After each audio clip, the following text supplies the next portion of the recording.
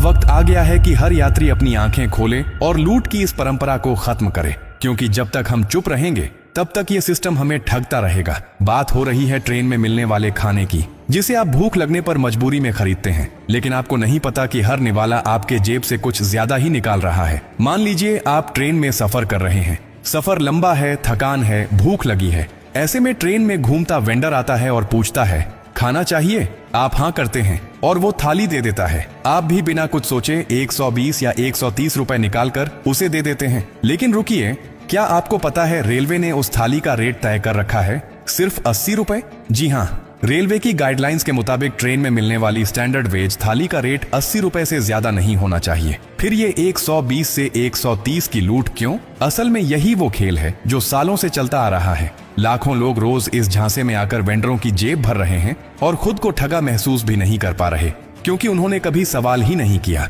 अब सवाल उठता है, क्या इस लूट को रोका जा सकता है? जवाब है हाँ, बिल्कुल। लेकिन इसके लिए आपको थोड़ा सा जागरूक और थोड़ा सा हिम्मती बनना पड़ेगा। जब अगली बार वेंडर आपसे खाने के बदले 120 रुपए मांगे तो सीधा एक बात कहिए, मुझे इसका पक्का बिल चाहिए। अगर वो बिल नहीं देता या टालने की कोशिश करता है तो याद रखिए, रेलवे का नया नियम कहता है नो बिल नो पेमेंट, यानी बिना बिल के आप उस खाने का 1 रुपया भी देने के लिए बाध्य नहीं है। और अगर वेंडर इसका विरोध करता है तो आपको डरने की बिल्कुल जरूरत नहीं। आपको बस 3 काम करने हैं। पहला, उसे यह वीडियो दिखाओ ताकि उसे समझ आ जाए कि आप कोई आम मुसाफिर नहीं बल्कि जागरूक नागरिक हैं।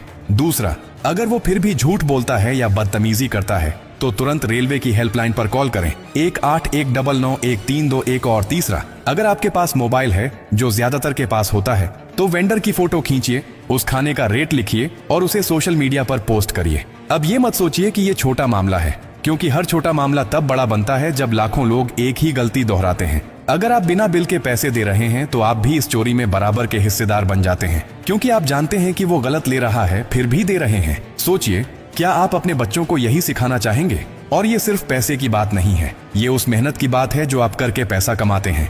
किसी को ये हक नहीं कि वो आपकी मेहनत की कमाई को झूठ और धोखे के बल पर छीन ले। रेलवे ने ये नियम इसलिए बनाया है ताकि हर यात्री को उसका हक मिले और कोई वेंडर मनमानी ना कर सके। अब समय आ गया है कि हर यात्री जागे, अपने हक के लिए खड़ा हो।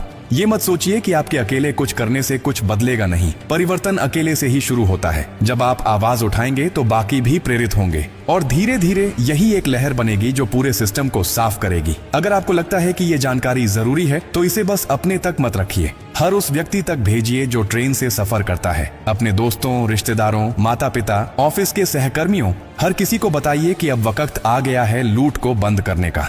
क्योंकि अगर आज आपने आवाज नहीं उठाई तो कल कोई और भी इसी तरह ठगा जाएगा, शायद आपका ही कोई अपना।